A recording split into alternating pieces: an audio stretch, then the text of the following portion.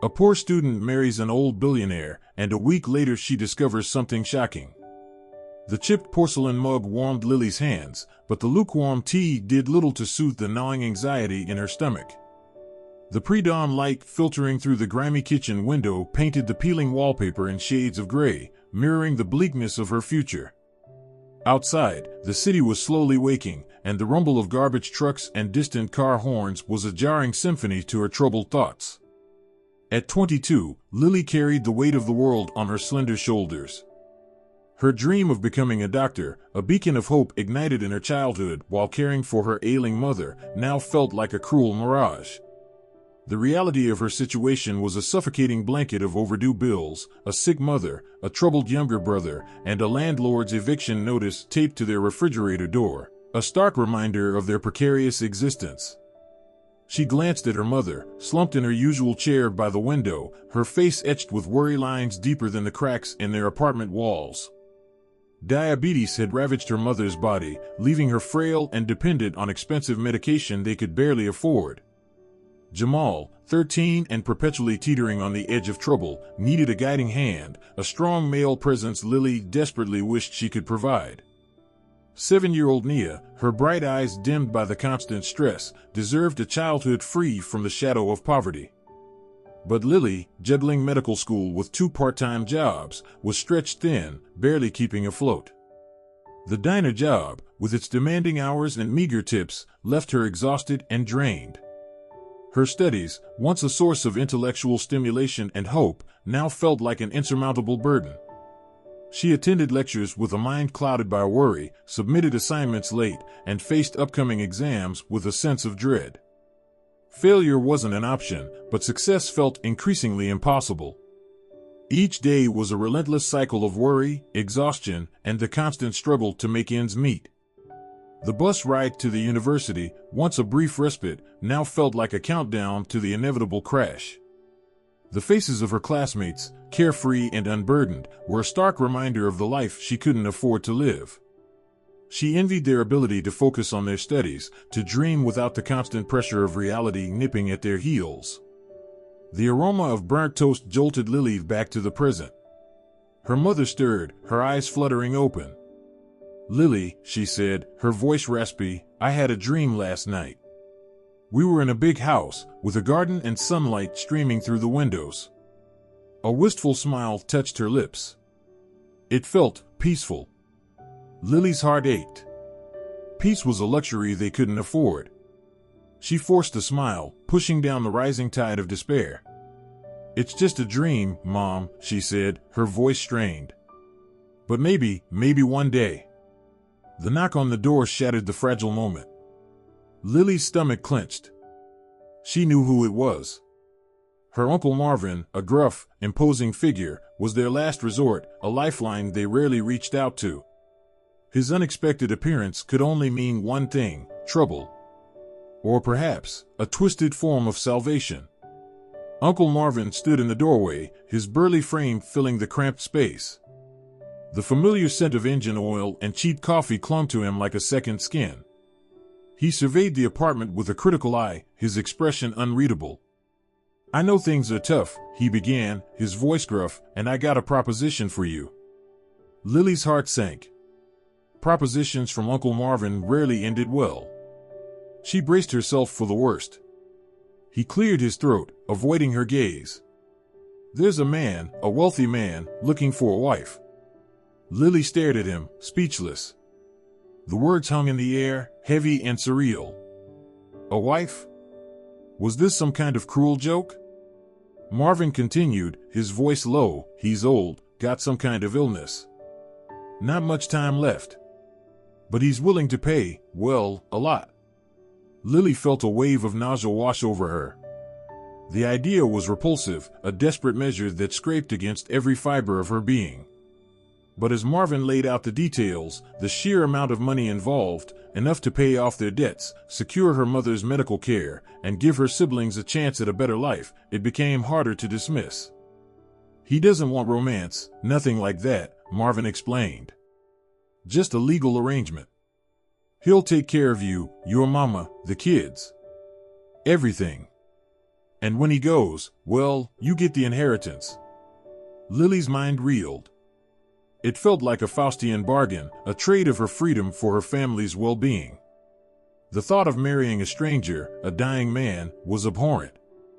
But the alternative, eviction, homelessness, the fear in her mother's eyes, was even more terrifying. I don't know, she stammered, her voice barely a whisper.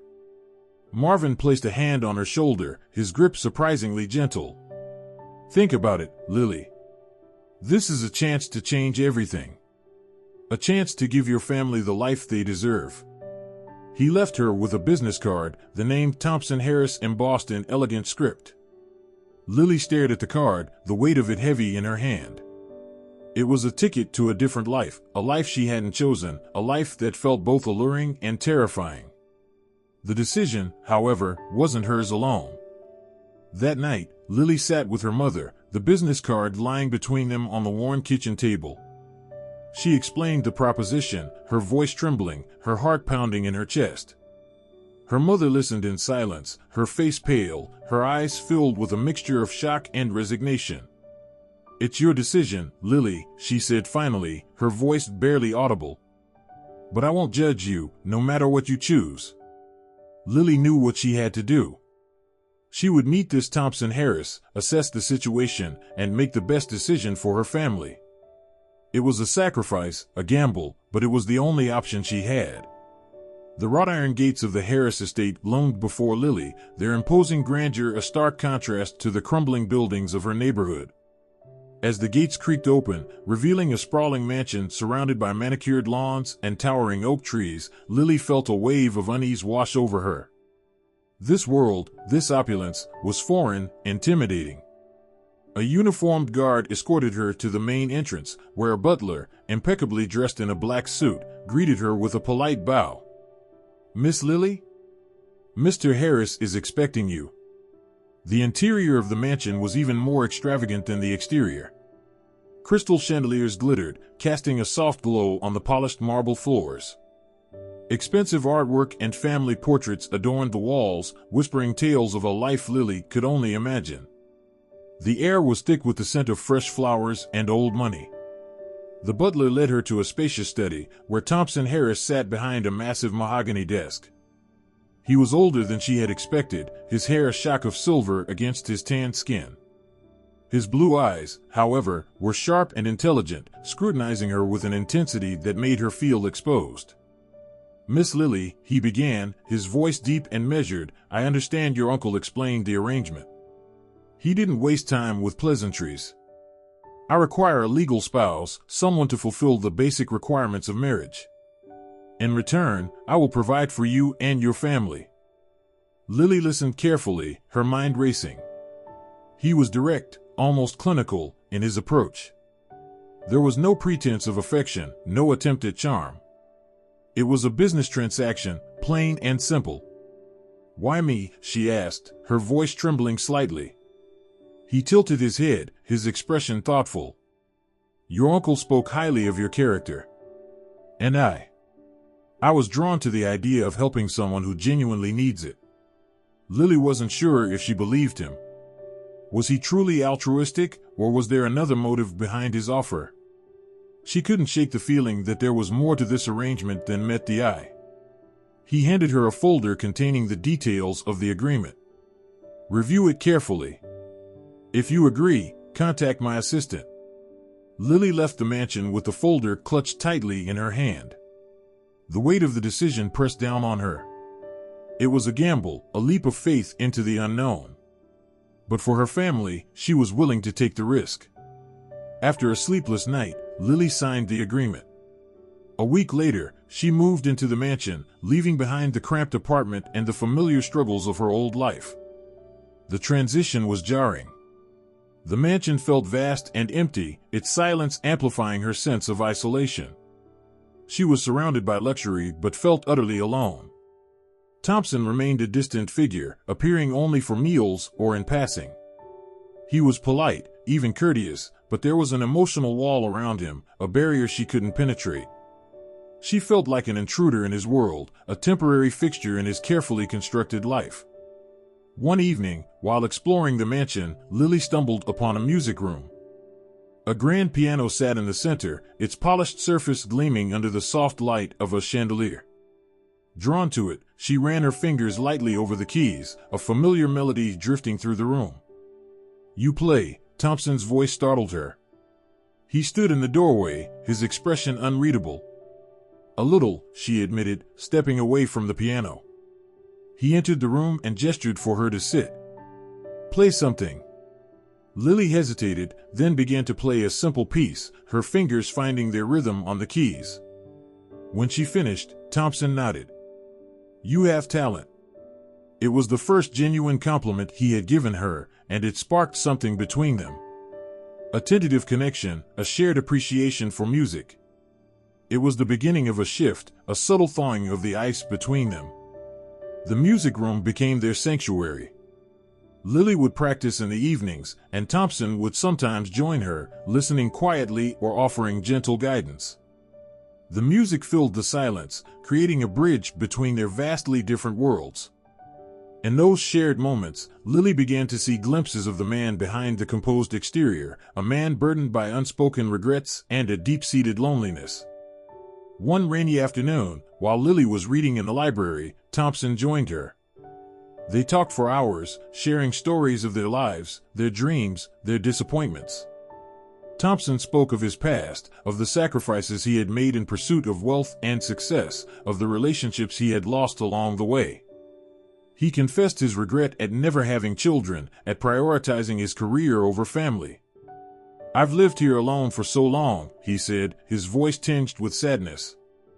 "It's a big house for one person." Lily listened with growing empathy. The man she had initially perceived as cold and distant was revealing himself to be vulnerable, even broken. It was in that moment, amidst the quiet intimacy of their conversation, that the turning point arrived. "I'm not a healthy man, Lily," he said, his voice low and steady. "I have a terminal illness. The doctors have given me months, maybe less." Lily's heart sank. She had suspected it, but hearing him confirm it aloud was devastating. The transactional nature of their marriage faded away, replaced by a wave of genuine concern and sadness. "I'm so sorry," she whispered. He shook his head. "Don't be. We all have an expiration date. Mine just happens to be closer than most. What matters is what I do with the time I have left." He looked at her, his eyes filled with a strange mix of sadness and resolve. "That's why I wanted you here, Lily. Not as a caretaker, but as someone to leave something behind that mattered.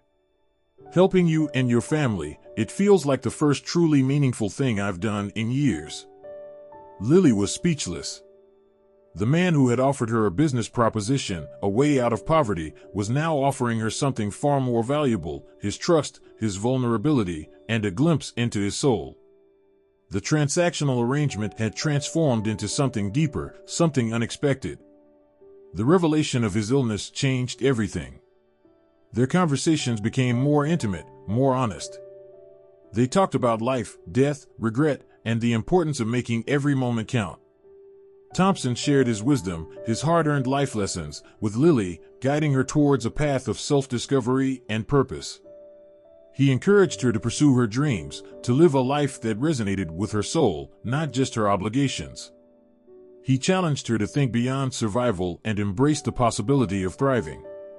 He showed her that true wealth wasn't measured in dollars and cents, but in the richness of experiences, the depth of relationships, and the impact one has on the world. The climactic confrontation wasn't a dramatic showdown, but a series of quiet, intimate moments that unfolded in the weeks leading up to Thompson's death. It was a confrontation with mortality, with regret, with the realization that life is finite and precious. One evening, while Lily was playing the piano, Thompson asked her to help him write a letter, a sort of testament to his life, not just for legal purposes, but for the people he had known, the mistakes he had made, and the lessons he had learned. He wanted his life to mean something, to leave behind more than just a fortune. Lily agreed, honored to be a part of this final act. They spent hours in his study, talking, writing, and reflecting. Thompson spoke openly about his regrets, his missed opportunities, and the relationships he wished he had nurtured.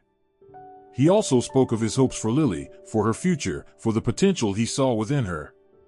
"Don't waste your life chasing things that don't matter, Lily," he said, his voice weak but filled with conviction. "Find what truly makes you happy, what gives your life meaning. And don't be afraid to take risks, to make mistakes, to learn and grow." As they worked on the letter, Lily began to see her own life with new clarity. Thompson's words resonated deeply, challenging her to reevaluate her priorities, her dreams, and her purpose. She realized that she had been so focused on surviving that she had forgotten how to live. One day, Thompson gave Lily a small wooden chest, filled with letters, photographs, and keepsakes from his life.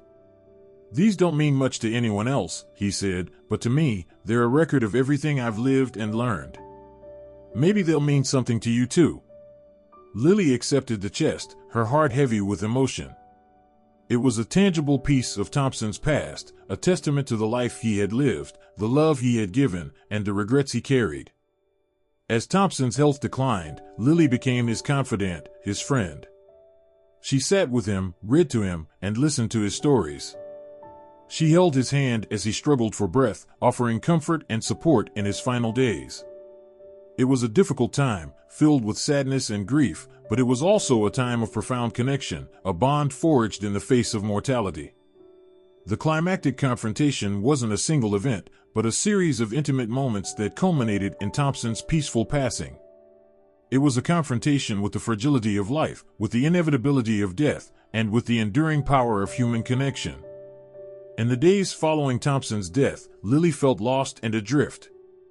The mansion, once a symbol of her new life, now felt empty and hollow. The silence was deafening, a constant reminder of his absence. She found solace in the letters and journals he had left behind, rereading his words, searching for guidance in his wisdom. She also found comfort in the staff, Mr. Collins and Mrs. Porter, who had become like family during her time at the mansion. They shared stories of Thompson, reminiscing about his life, his quirks, and his kindness. Together, they mourned his passing, finding strength in their shared grief. Lily knew she couldn't let grief consume her. She had a promise to keep, a legacy to honor. She had to find a way to use Thompson's fortune to make a difference, to create something meaningful in his name. Inspired by their conversations, by Thompson's commitment to helping others, Lily decided to transform the mansion into a community center. It would be a place where underprivileged families could access resources, education, and support, a way to give back to people like her own family who had struggled for so long. The idea filled her with a renewed sense of purpose. She began sketching out plans, meeting with architects and local organizers to bring her vision to life.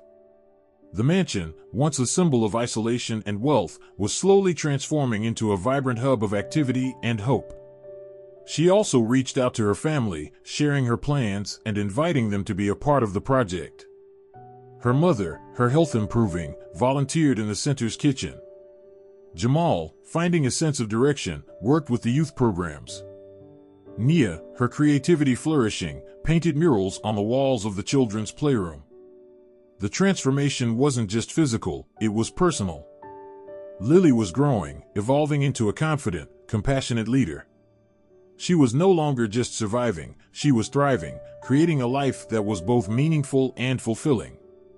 A year after Thompson's death, the Harris Community Center thrived. The mansion, once a symbol of Thompson's solitary existence, was now a beacon of hope for the community. Families filled the halls, children's laughter echoed through the rooms, and volunteers bustled about, creating a sense of warmth and belonging. Lily, standing at the entrance during the center's first annual Legacy Gala, felt a surge of pride. She had taken Thompson's fortune and transformed it into something truly extraordinary, something that would continue to impact lives for generations to come. During the gala, Lily shared stories of Thompson's life, his wisdom, and his generosity. She spoke of the lessons he had taught her, the importance of living a life of purpose, and the power of kindness to change the world. She ended her speech with a quote from Thompson's final letter: "Legacy is not about what you leave behind, it's about how you make people feel while you're here." Lily knew she had honored his legacy, not just with the community center, but with the way she lived her life, embracing his values of kindness, compassion, and generosity. She had found her purpose, not just as a doctor, but as a leader, a mentor, and a champion for those in need. Later that night, after the gala, Lily sat alone in the music room, playing the melodies Thompson had taught her. The room, once a symbol of their shared connection, now held a different meaning. It was a place of reflection, of remembrance, and gratitude. Lily had come a long way from the struggling student who had married a dying billionaire. She had found her voice, her strength, and her purpose. She had transformed a transactional arrangement into a profound connection that had changed both their lives forever.